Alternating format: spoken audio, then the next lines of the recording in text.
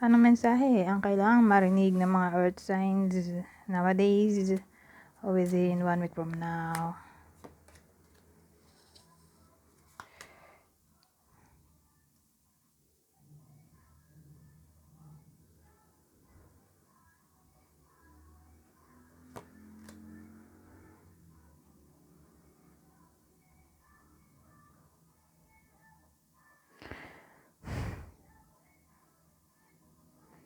Well, ang dating kasi dito,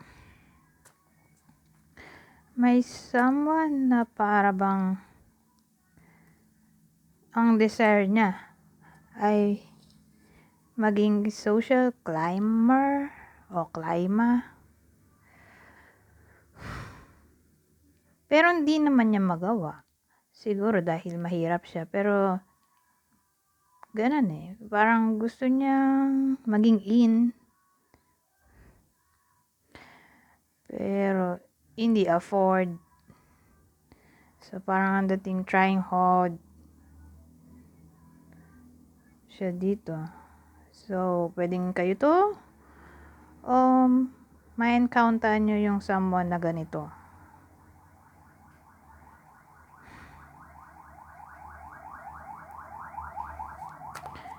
Na para bang feeling mayaman o gusto niya palagi siyang in.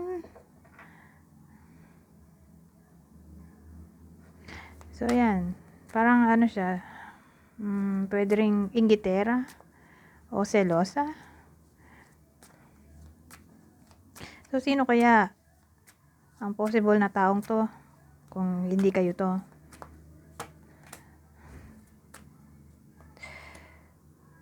So yung iba sa inyo, kayo nga. Yung iba sa inyo, Aries.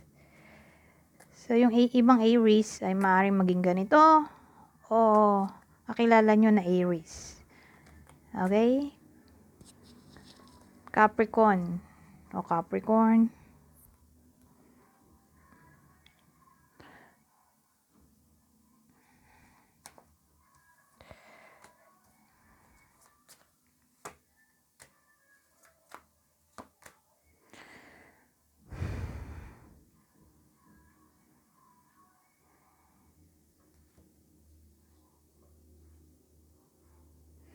Ano to?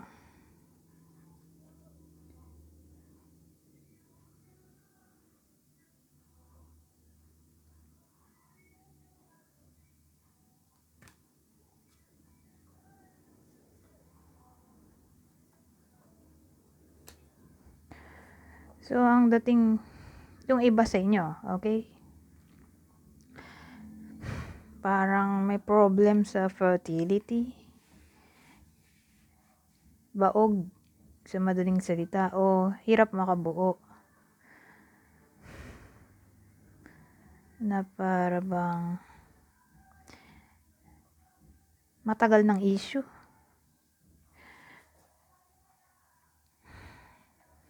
Tapos, alam mo yun, kahinaan mo to, problema mo to. Pero imbis na intindihin ka ng ibang tao dahil nga may problema ka, ang imbis na intindihin ka, kumbaga chinismis ka pa. Mabaog ka. O yung iba sa inyo. Kumbaga, di sila makaunawa na mahirap magbuntis. Natutuwa pa sila na namumroblema ka. O yung iba sa inyo. Okay? So, kung dito about fertility ay about love, sabihin natin matagal ng single. Tapos, chinichika ng ibang tao na matagal na raw single. Ganon. Kumbaga, wala nang ibang bukang bibig kundi negativity. Yung ibang tao. Hindi na lang maging masaya para sa'yo. Ganyan. O sa iba sa inyo. So, sino kaya itong chismosa na to? Na masyadong critical sa inyo. Sa iba sa inyo. Aries. Scorpio. So, kung di kayo to ay ibang tao, okay? Na magiging ganito. Kasi may Aries dun, oh.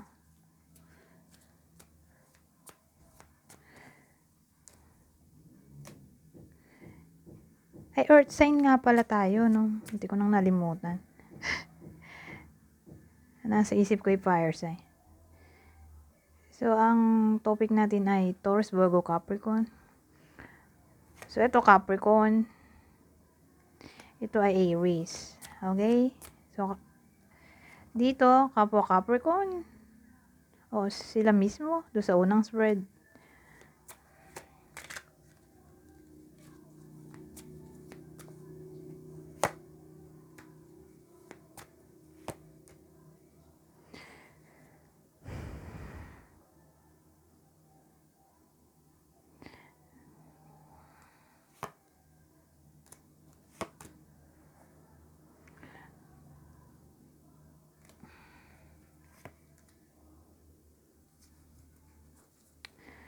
Well,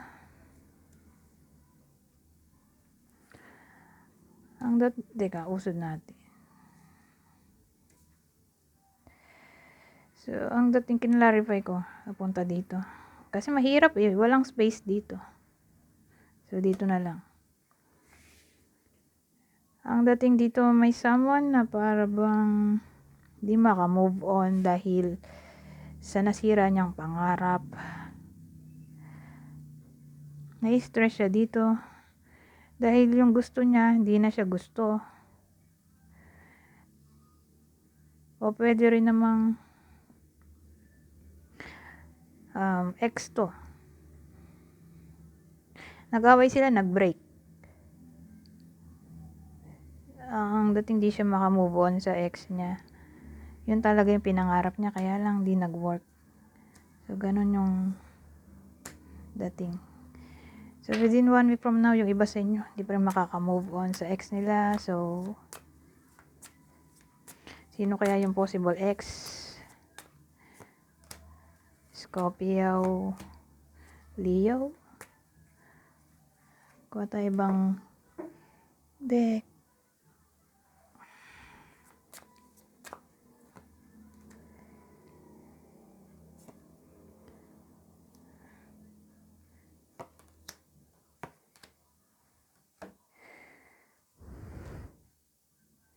Ito kasi walang silbi. Wala namang tower. Joker. Ginagamit lang to sa yes or no.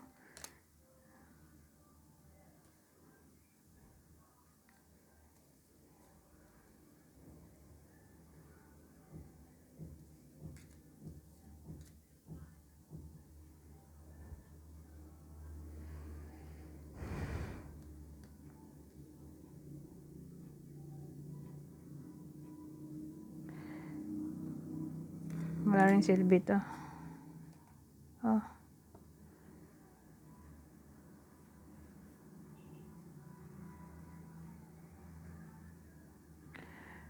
So, ang dating magkakabati. Yung nagkaaway.